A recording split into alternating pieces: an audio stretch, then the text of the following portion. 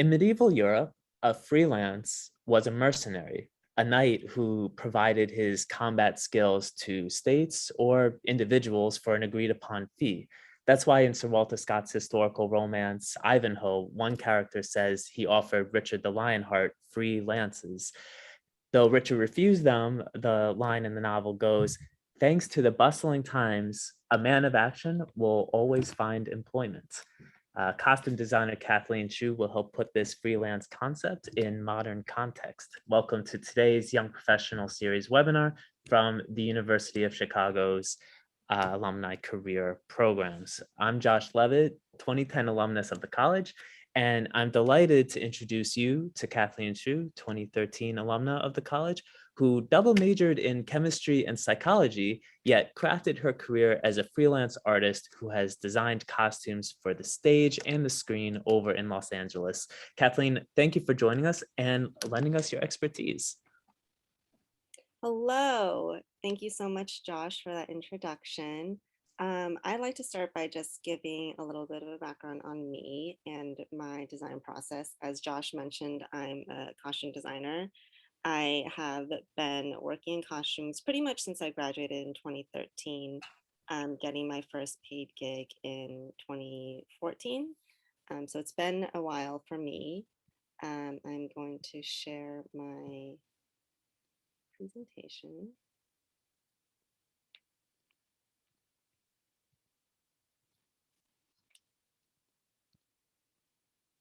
Okay, so now that I'm in LA, it's the land of Hollywood, so I've also picked up some styling. But as Josh mentioned, I'm graduated in class of 2013. I double majored in chemistry and psychology. Chemistry was my main thing at the time, and psychology was like my fun major. So right out of the gate, I started when I graduated, I didn't really know what I wanted to do, as I'm sure many people don't. My parents, as I'm Asian, had a lot of ideas for me, like being a doctor, that I wasn't a super huge fan of because I don't react well with blood. Bad thing to be a doctor. So I thought at the time in U Chicago, I had joined the school circus at the time, LaForest and Vox. I don't know if they're still around, but I'd started doing some costuming for them and I really liked that. So I thought, well, what if I explored my interest more in clothing? I had been sewing from a pretty young age since middle school. And so I got an internship at the Looking Glass Theater and some small local fashion boutiques. And then I started costume designing for some small independent theater companies out in Chicago. In 2015, I moved to Tallahassee, Florida. I got an engineering job at a lithium ion capacitor research, thanks to my chemistry degree. And so I started working theater there on nights and weekends. And then the next year, I followed a different engineering job in the same industry, lithium ion capacitors, and to the San Francisco Bay Area, where I really began to pursue costume design as a full-time career. I never really liked my engineering job. And so that was sort of something that I did to pay my bills, um, so that I could do costumes and theater in every minute I had outside of my job. In the arts world, we call that a day job. And so in a few years later, I decided to make the full switch. And to do that, I started an Mfa program at the Academy of Art University in San Francisco. So so I like to stop here and like go through my stage work because once I moved to LA, I really pushed into film. And so thinking about like my design process, this first slide, this is from an opera that I designed. It was part of my MFA thesis, called Orfeo ed Eurydice, based on the myth of Orpheus. And so on the left-hand side, these are my initial research images. In the middle here, we have the rendering, the artwork that I drew, or in this case, collage together to signify how I wanted to think about the costume. And then on the right hand side, those are pictures of what the costume piece looked like on stage. So this character Orfeo, this was an all queer and non-binary and women um, cast and crew. And so a lot of what I was thinking was how to push um, a mixture of like gender dynamics in this play. And so we can see that although Orfeo is played by a female presenting non-binary person, that the costume is still has more masculine elements.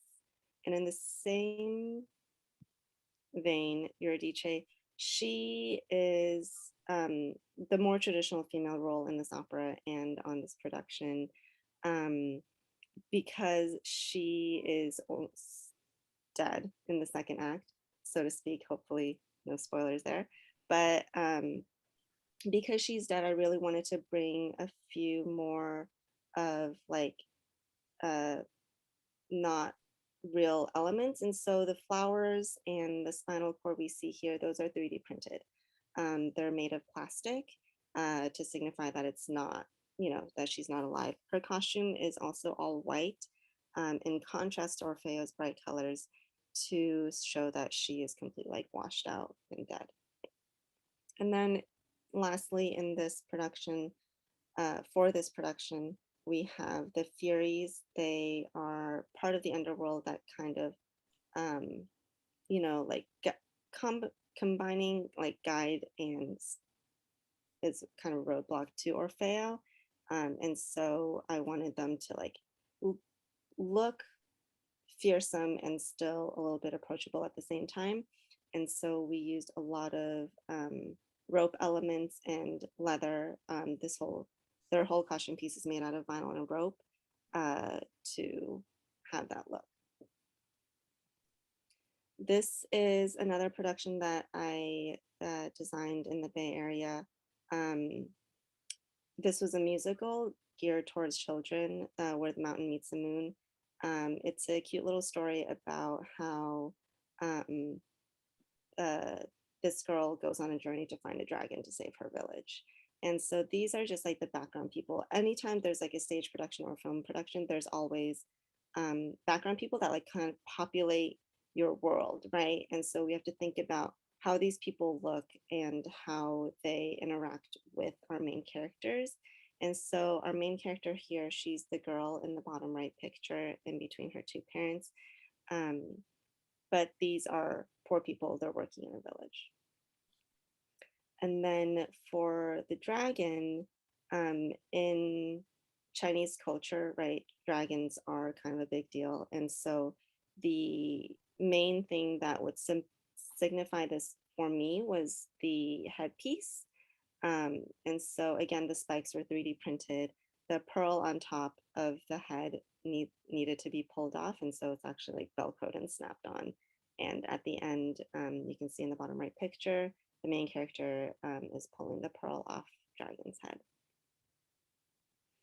And so then this is the villain of the story, magistrate in life, and then after death, he becomes the green tiger. So I wanted to have his costumes have a flow through. And so the green theme really stuck through based on, he was a very rich, wealthy man. And so he needed to be seen that way. And so this entire costume, the green robes and the green hat, my assistant and I made these from scratch.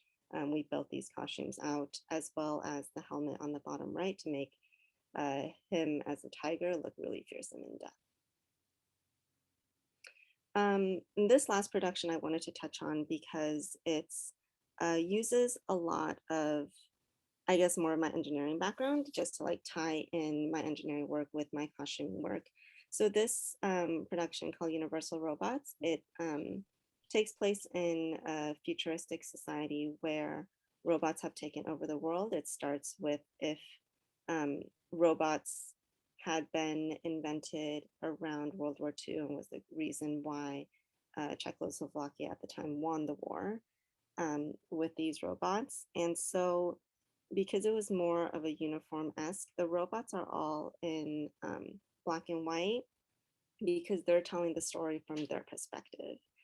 But the important thing here is that, again, all of their accessories are 3D printed because they are, from the future. And so they have like theoretically more advanced technologies that we don't necessarily see today. And so their clothing is traditional fabric, but all of their accessories, the ties, the bow ties, even the glasses and like little pins and necklaces, all of those are 3D printed. So on the left-hand side, these are my research images from the time. And then on the right, you can see like a lot of the accessories that are 3D printed. So I graduated from the Academy of Art University in 2020, in spring of 2020, which was a great time to pursue costume design as a full-time career because of the pandemic. But I moved to LA later that year to pursue film because if any of you have worked in theater, we all know theater doesn't pay. And so I'm not really able to pay all of my bills doing that exclusively. So I moved, so in August of 2020, I moved to LA. And since I have moved to LA, I have worked on major studio productions such as Never Have I Ever, Good Girls, and Westworld as part of their costume department. I'm not the designer. And in the meantime, I have designed a variety of indie productions for shorts, features, and commercials. And I also have begun styling for print and red carpet. So this is some of my styling work. Just, they're pretty pictures. A lot of times what you think about for print is how the overall clothing and accessories tell the story of the person you want to tell, right? So in the first case, the one with the gray coat and the hat, she's waiting for a train, right? So we're at a train station and she's like a passenger waiting for the train. And so you have to get your point across in, the 2 seconds, maybe probably less that somebody even looks at this picture, through the lens of the photographer and through the clothes and the hair and makeup, right? They all come together to make a story in maybe the half second that you see this picture. And so these are some more print things that I've worked on. And so they each tell a different story. And honestly, what that story may be is different to every person. And that's totally okay. And like part of what's so great about art is that it is so interpretive and it draws, multiple people in and they can all have different experiences even by looking at the same thing. So this is an example of a feature film I designed. A lot of these images are a little bit blurry because they're screen grabs, but this feature, As Real As You Make It, is about a rich family in Hollywood, and it's coming out this year. And so this is the family. The guy in the middle in the hoodie, he's the wife's new lover, and then the man on the right is still her husband. So it's a little bit of a complicated family dynamic here. And so these are more screen grabs from the same movie. What I wanted to focus on in this movie was like creating the development of each character. It'll be hard to kind of see through these screen grabs because it's easier to see in an actual film when you can see the characters going on screen. But they each have like a specific point of view. And so in this same movie, in this big picture here, this is the main character. He starts off as homeless and so, or unhoused as they say in this movie. And so I really needed to make him look like down and dirty and still wanted to bring a bit of a color into his story because he is a theatrical person in the movie. So I needed to bring that point across. And then just wanted to touch on in the top right, the man of the house, George, because his wife kind of left him for a younger guy. He no longer has anyone to dress him. And so while he's like pretty professionally dressed in the top half, he exclusively wears sweatpants on the bottom, as you know, some of you may are right now on this Zoom panel, and that's totally fine. Moving on, Honeywell is a short film that I designed set in an afterlife world, and so they're out in the desert, and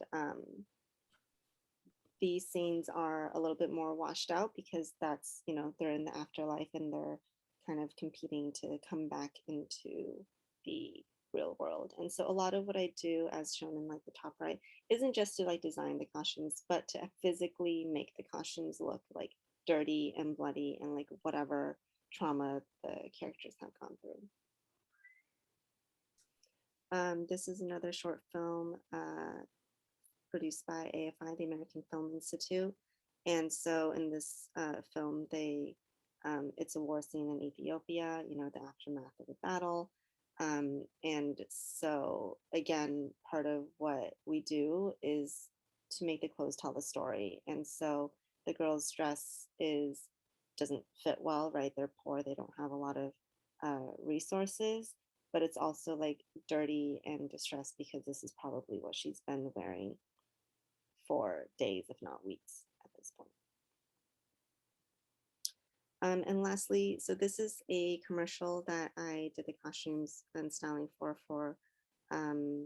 Roborock. It's a vacuum, it's a robot vacuum. So I'm gonna play it for you so you can actually see what the styling does.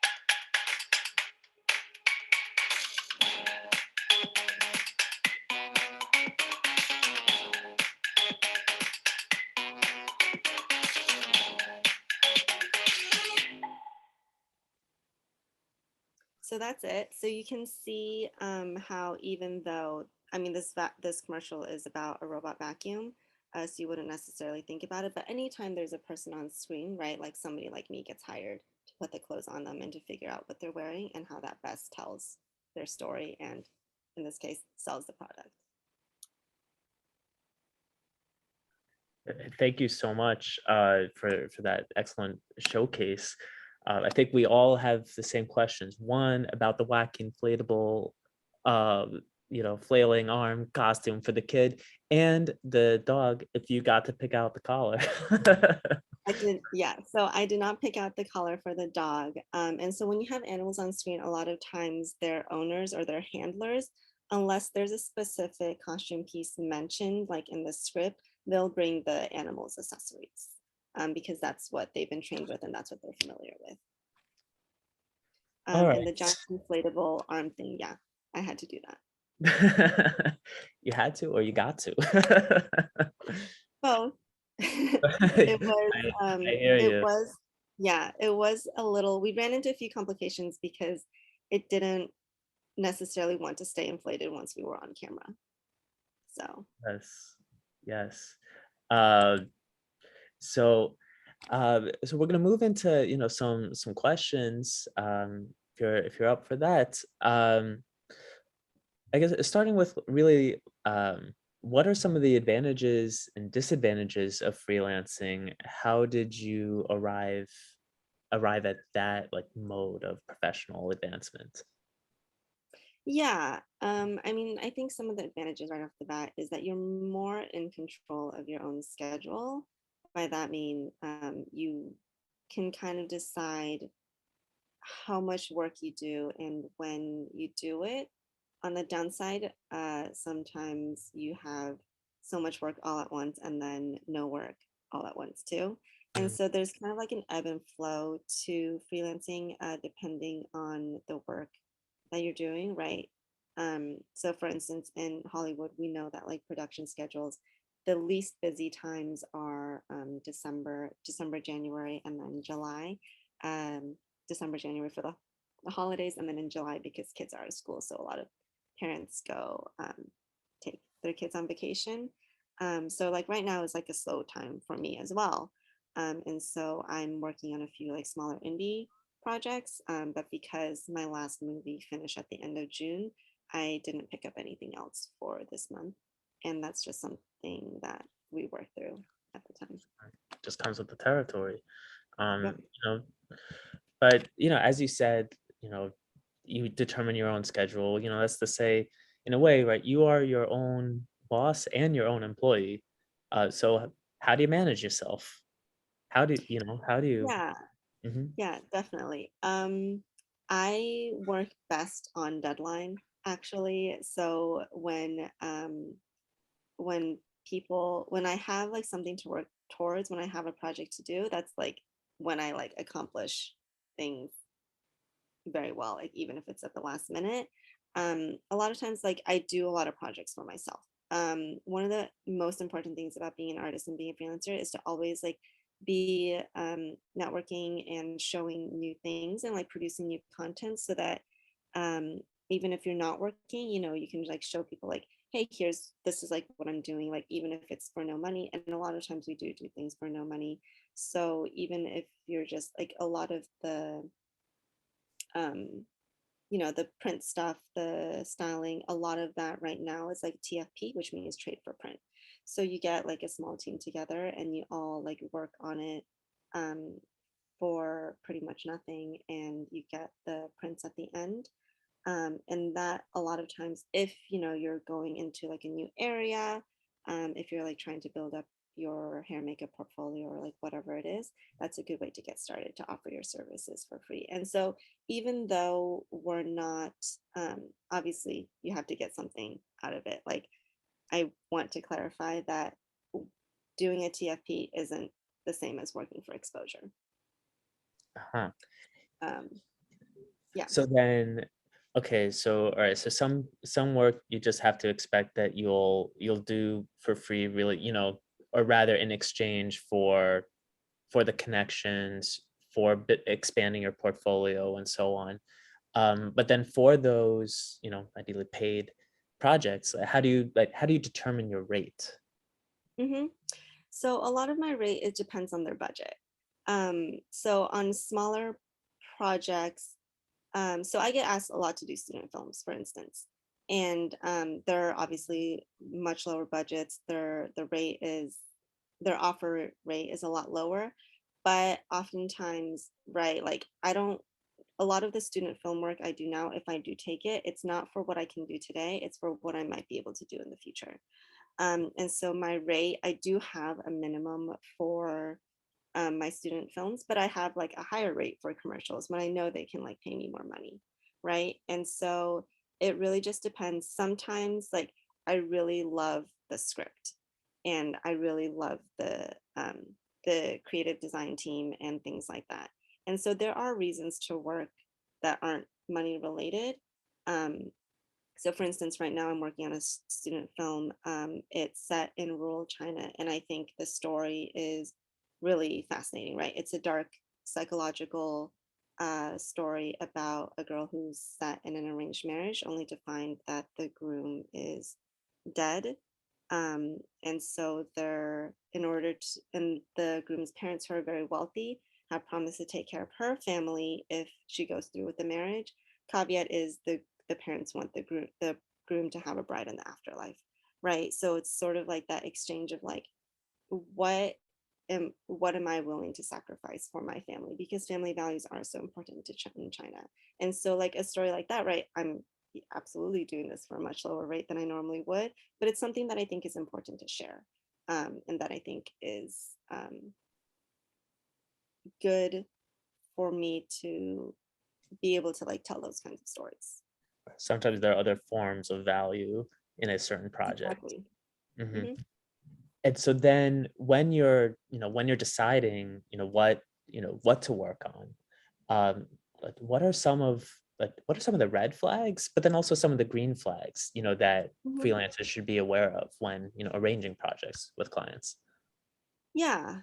Um, I mean, I guess I'll start with the good. So the first is the story. If you like the story you're being asked to told, and this is specifically for art, I guess, but if you're asked uh, the story and the script, and then both a green and a red flag are the people.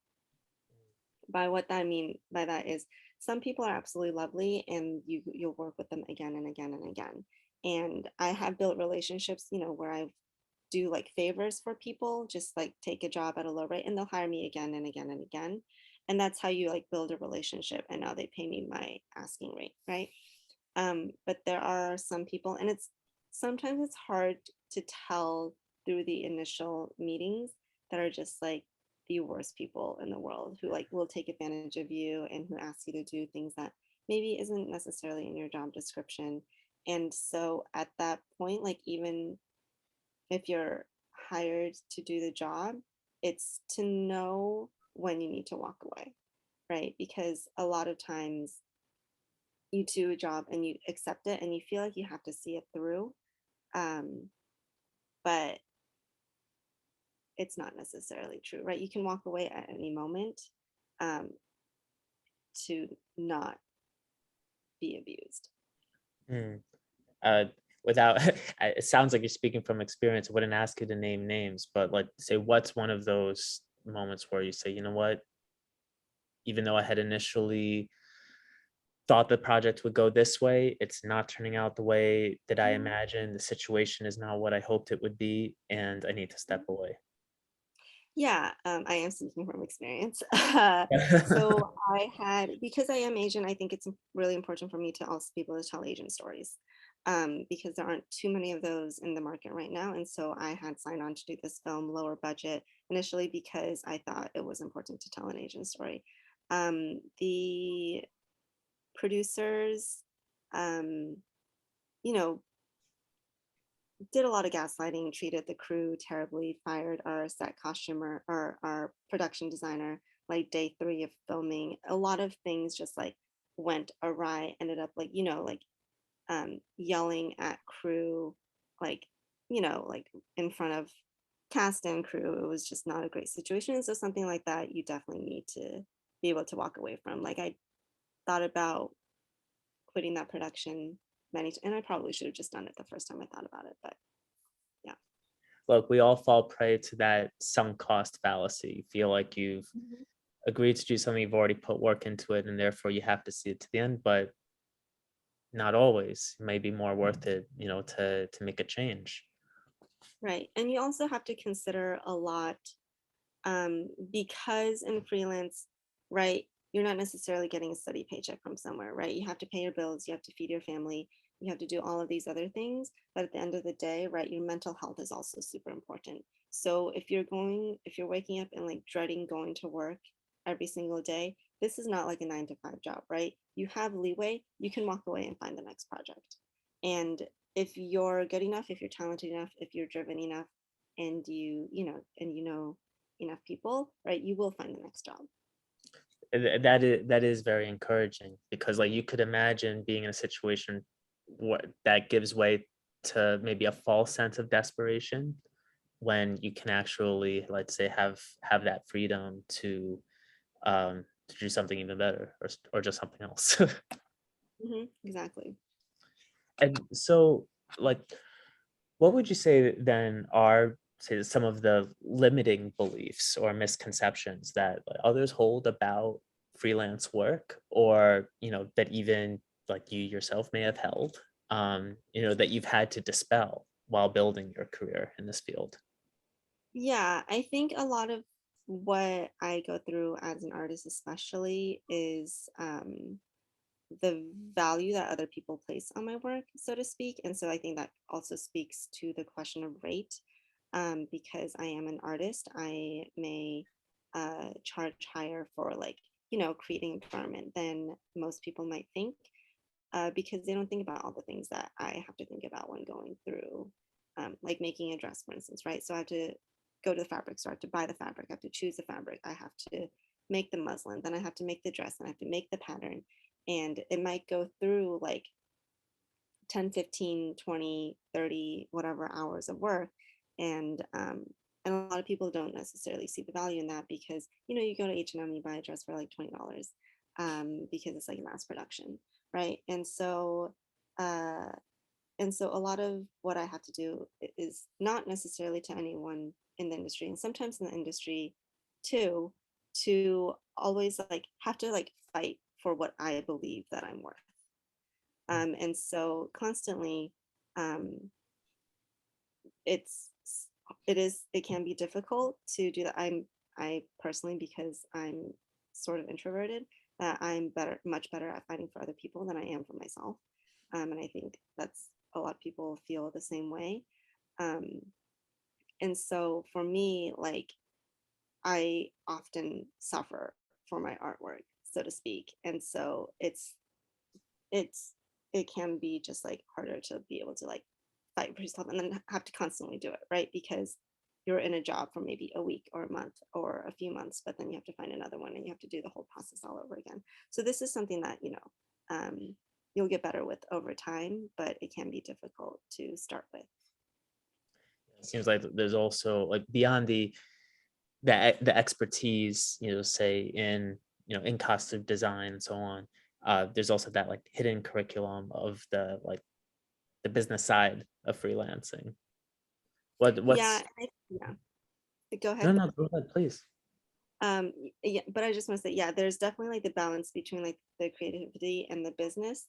When you work for someone, you're kind of only just focused on the work that you do, right? But because w- we do work for ourselves in a sense, but we also work for other people, right? Because other people have to hire us based on what they think our value is. And so it's a constant battle between like being able to do whatever you want and then having to do it within their limitations. Right. And I think we all noticed in your presentation, uh, you mentioned bringing engineering expertise as well to an aesthetic eye. Mhm. So I was wondering, yeah, like, could you tell us more about that, like, cross-disciplinary work? Yeah, and I think so. What I like doing is often like bringing things from like new perspective, and so a lot of times in clothing, I'll want to work with like newer materials, newer non-traditional materials. Um, this isn't something that I can do for every production, most productions, I should say, for a variety of reasons. But that is something that I like doing, and it's something that is slowly becoming a little bit more widespread into the industry. So, like jewelry, for instance, is something that is more easily 3D printed these days, and so a lot of times you'll find 3D printed substitutes for like maybe like fragile jewelry pieces, especially since in costuming we need multiples of every piece.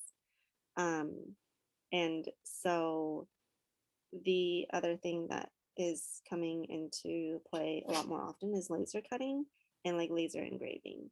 So I don't know. So like an example of this is, I don't know if you've seen the movie The Favorite, but in a lot of the costume pieces there, the uniforms for the ladies in waiting, I think is what they were. They have this like collar piece that's like made, um, that when you see it on screen, you'll see like that doesn't look quite like fabric, and it's not. It's laser cut from, like a slightly more plasticky material, and that's like sort of like a play on like uh, modernism, futurism in a more traditional setting, because it's who was it? It's Queen Victoria, I think. No, yeah, probably. I think it was Queen Victoria. So like in the Victorian times. Yeah. So, right, it seems right as you showed us, various examples of characters. I noticed you were thinking about plot, you were thinking about character traits, you were thinking about uh, just like the background, and then also even among background characters, the way that clothing serves um, for setting. So I was just yeah, so I'm just like curious, to know like so how do costumes define characters? Why is this so essential? Hmm. So the first thing when I do when I start costuming a new piece is I'm a very character driven designer.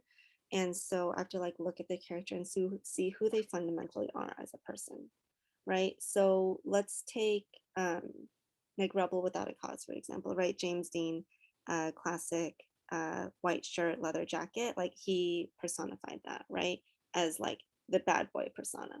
And so when you see in it like a bad boy on screen, a lot of references will take you back to like the white shirt, leather jacket, right? And so that's tells us in like, you know, in the half second that we first see that character on stage or on screen, that this is someone who's a bad boy or who's trying to be a bad boy. And so we kind of like get to know that character before they even have to say anything, right? And so, yeah. Yeah, no, so I was just wondering, right? So you bring like, I guess, like, to what extent are you bringing also your studies of psychology to your artistic work? Yeah, I definitely say like my psychology degree is probably overall the more useful degree in my costume designing work, because you really have to understand people, not only the characters, the fake people that you're like creating and that you're making the world for, but also like understanding the people around you and how they work.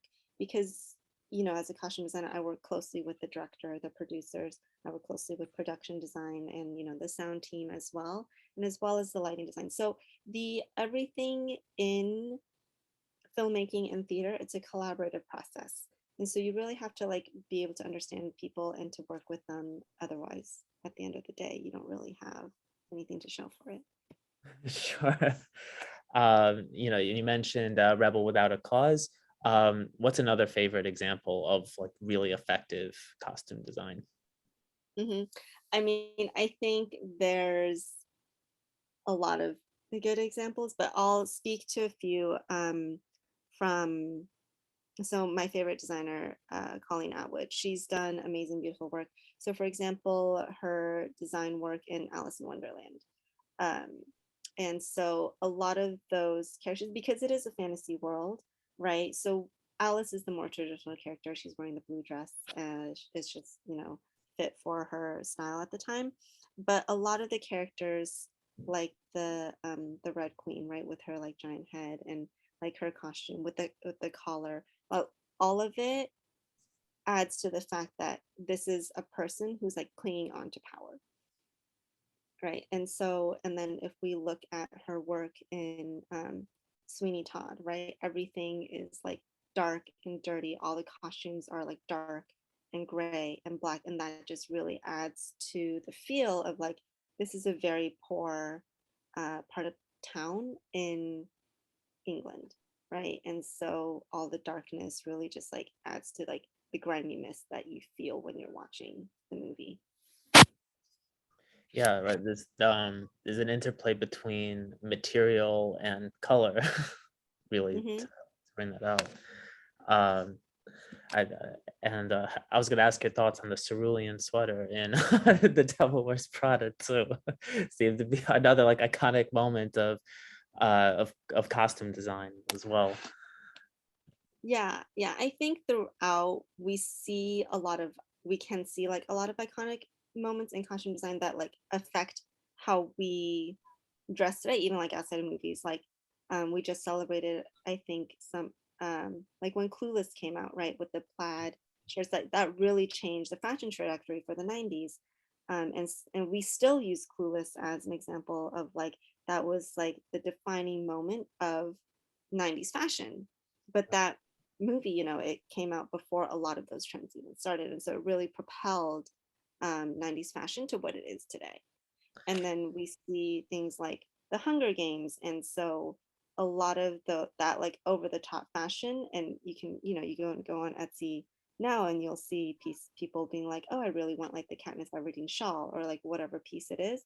And so here we see like costuming affecting everyday life. Right. There's certainly been a market for Sopranos clothing as well, since Oh, you know, 100%. Yeah. the Sopranos shirts are so they just are so memorable and Hmm. character defining as well. Uh, so how about interesting? How about a misstep in costume design? I'm thinking there the sort of like deliberate moves, like in you remember that Marie Antoinette movie with where they're Hmm. just a pair of Chuck Taylors, thrown in Yeah. there, obviously on purpose. Yeah. But right, so that's deliberate. But what do you feel might have been a misstep and why? Um, When it comes to mind. I know. I um well, okay.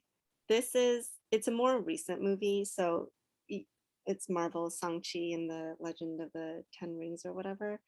I don't know if you've seen it, but at the end when this Chinese village is fighting the dragon, they all come out in sandals, which okay for like which is like more okay for like traditional Chinese clothing. But if you're preparing to, if you know this dragon is there because it's literally across from the village, Sure. and you've seen it, and you know you're going to fight it one day, would you really go out to battle in open-toed shoes? Fair So that enough. was, yeah. Right. So as you pointed out, right, there's a moment both of having or conveying authenticity and accuracy, but at the same time, like there are also just like plot logic. Right. I mean, I think it's just a lack of, not even lack of understanding, but maybe a little lack of research of what like traditional Chinese armies wore into battle, because I can tell you they had more options than sandals. Sure. Right. So yeah, so then when like when you're encountering this, what amount of research, what's some of your like pre-work from research to sketching? What's some of your process there? It's like probably like 90% research. If you don't have a good starting point for your research, you pretty much will get nowhere. So Mm. like even in like the researching, you don't just do it and then it's done. So I'll research my initial images, and then maybe I'll like be putting together my presentations and being like, no, I actually think this or I think that based on like color palettes. You talk with your directors about feedback, and then you change your mind and you do more research. You could be in the middle of filming a production and you're like, I have to prepare costumes for a few days down the line, and be like, you know what, I really don't like what I had before, and then do even more research to like find out. So the research never ends. um, Mhm. in the research, it's not just like historical research, but it's also like current fashion trends, like what's in season, what's out of season, who's the designers, who's doing what, what's coming down the runway, based on what your production needs are. Right. Uh, yeah, that's interesting, right? There's like kind of dual layers of research. One question that came in to the chat here is about sharing your work with others, perhaps works in progress, kind of a little like crowdsourcing. So, like, would you recommend any freelancers associations or other resources for sharing work? Hmm. Yeah, so I am in a lot of groups for specifically for costuming, and so there's probably groups out there for your own work, but absolutely a lot of times, um, and a lot of times, like, if someone in the group is like, oh, like, I don't know where to like find a specific thing, or do you have references for embroidery work or screen printing, like whatever it may be, that they can share in the group, and we all have our own resources and things, and so it is a really good way to find information. Yeah, and then I guess by a similar token, what other like resources might people not necessarily think of? For instance, one of our friends here asked about archival research for some of this, historically driven, some of these Hmm. historically driven projects. So, like, what's also important to like have in your arsenal, your toolkit, Hmm. for a I freelancer? think specifically for archival sources, I think history, a lot of museums are amazing resources. And we're lucky to like live in an age where a lot of museum archives are going online now. You can like reference back to, whatever you might need. A lot, you used to have to like physically go to a museum to see the work. But now we can see like the historical pieces like from our computers, and so it makes it a lot easier, especially during a pandemic when you're not supposed to travel. um, and so like museums and libraries are great resources, like it's honestly the more traditional resources that you don't necessarily think of that make the best historical resources, because you want to be able to talk to an expert about you know whatever you're researching, because there are so many topics out there that there's not that you cannot possibly be the expert on anything anymore. And so if you go to like the VNA in England, right, I'm sure they know much more about Edwardian fashion than like, the average person is. So you want to be able to talk to um, the experts, like the historians and the professors and the actual like archivists who have dedicated their life to this subject.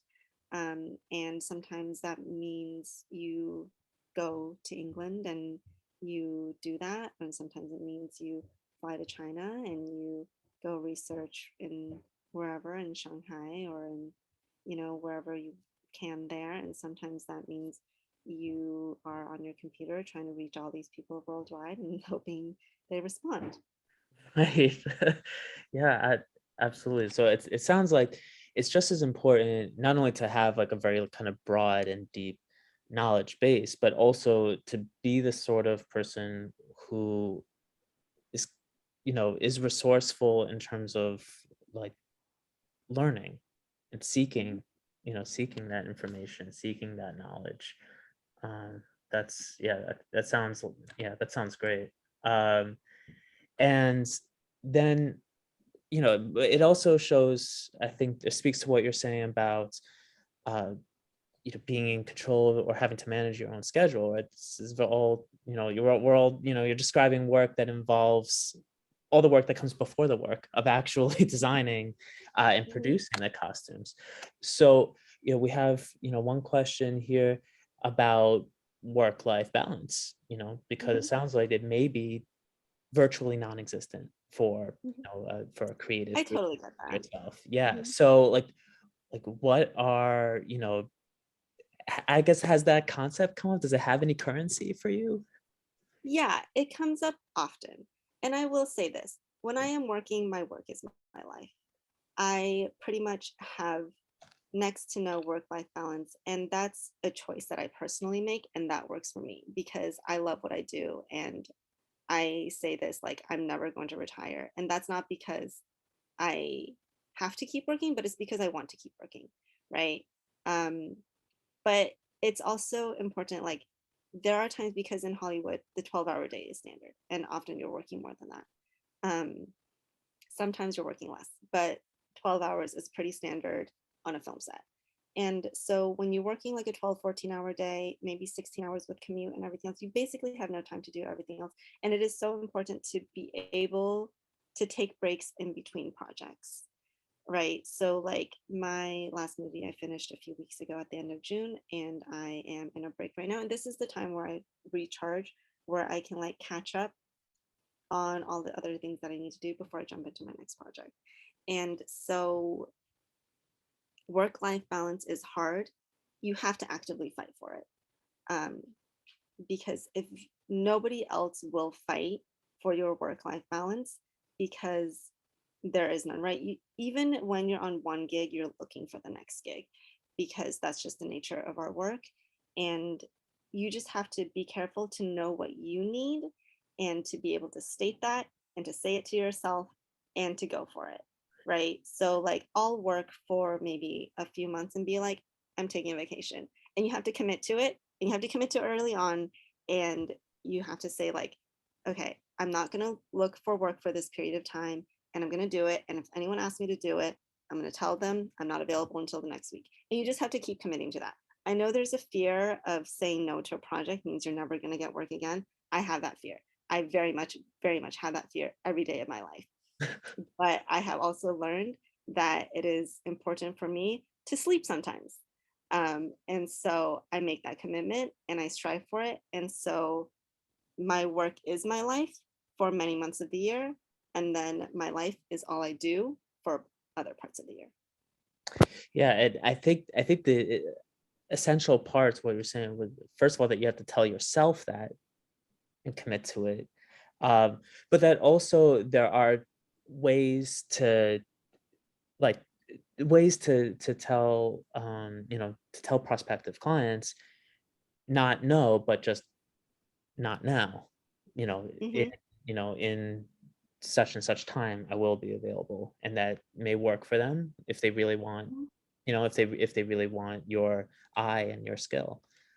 mm-hmm, Uh, I think that's essential. Yeah, so thank you for sharing that. Uh, mm-hmm, so uh, I guess going back to like, the community of freelancers, on the one hand, you work. It sounds like you mostly work as your own business, as your own self. mm-hmm. But I imagine you have friends in who are also freelancers. What does that community look like? Do you meet freelancers of various ages and various like particular areas of expertise? Yeah, I mean, I think you meet people from every walk of life everywhere you go. I see this question of, do I meet people who are older, like 60 to 90? Yes, I do. I worked most recently for, like I mentioned, my favorite designer, Colleen Atwood. I worked for her in May, and she is close to 80 now, I believe, and she's still going strong. And she, like me, will be working for probably the rest of her life as well because she loves what she does. Um, and so, uh, yes, I meet people all walks of life, all ages, in everything that we do, in sound and lights and camera, in every single department. I mean, there's all sorts of people. There's different people, like across the gender spectrum, across the political spectrum. And so to be successful here, you also have to remember to be open-minded. And most people here may or may not agree with you on things, and you just have to accept that, and that you can't change everyone, right? And that people can be perfectly lovely people, even if you hate everything about them. Words to live by. uh, and so we have a technical question that I want to get to from working on people. How about miniature figurines? One of our friends is working on a stop motion film right now. Mhm. Do you have any Yes. ideas for costume design of miniature figurines? hmm And I would really love to point you towards, I want to say it's Lanka. I don't remember the company name, but a student from my graduate school did an internship there, and I was working there full time now, I believe. But they do a lot of stop motion. They did Coraline. And Mm. so what they do is they knit tiny little clothes for their figurines to wear. And so I think that's absolutely adorable. But miniature things in general, I think are absolutely adorable. So if you have the wherewithal to learn how to knit little things, you can do that. You can also sew little costumes, but I know that's not for everyone necessarily because that's such a small thing. You're pretty much hand sewing. Um, and at the end of the day, you know, I don't know what your stop motion looks like. I don't know what your figures look like. You can always just paint the clothes on top of them. Yeah, it's yeah, imagine that's very, very particular skill to be able to have like both like make clothes that small, while still having, that detail, but also to make them be able to move, the way that you need them to. Hmm. Yeah, so thank you. Uh, in that, and so I guess, also like thinking about that, skill sets, you've mentioned, you have a non-traditional academic background, but that nonetheless helped you bring a unique, lens onto your work. So like, have you ever like run into anyone who like did, you know dismissed you or questioned like your qualifications based on that, like, more STEM based background? Yeah. No. Short answer, no. Right. Yeah. The reason for that is in our, I mean, everybody comes from a different background, right? There's a lot of people who have never gone to college, who went to like a specialty college, who went to MUD, the makeup designer, right? And they focus on their specific thing. And so, no, most people actually don't know that I used to be an engineer, right? It's not something I talk about exclusively. And so, unless they know me or they've worked with me or they've asked questions on like where I came from or how I started, they won't know this. And so it just doesn't come up unless it's directly relevant to what I'm working on. Totally, totally. So like the work speaks for itself and you speak for the work. Hmm. That's Hmm. one. So before we close out, I want to make sure we get back. You mentioned the circus at U Chicago. So what was your favorite challenge uh, here on campus in that space? I mean, I think costuming wise, because I was like just starting out, so I didn't really know much. I think one of the biggest things for me was getting, I guess, uh, doing like more unique costumes on a budget that still worked within the realm of what the circus requires, right? So they have very specific um, needs, such as like everything has to be stretch and spandex and like whatever it is. And so sometimes unless you're an expert in spandex, which I will fully admit today that I am not, that sometimes that can be a difficult challenge. Wonderful. Yeah. Thank you so much. And finally, if someone is looking to build their freelance career, what is the very first thing they should do? Figure out if this is something you love enough to starve for it. Okay. And what is, I guess, what is that? Yeah, what is that calculus there? I think about costumes the majority of my day, even when I'm not working. I think about clothing, I think about art, I think about design, I think about colors, I think about all of these things that aren't necessarily clothing but are tangentially related. Like I can't stop thinking about the way we wear and the why we wear it. Mm, And so for me, right, it doesn't have to be the first thing you think of when you wake up. It doesn't have to be the last thing you do when you go to bed. But like when I go on vacation, I'm like, I want to go home and get back to work.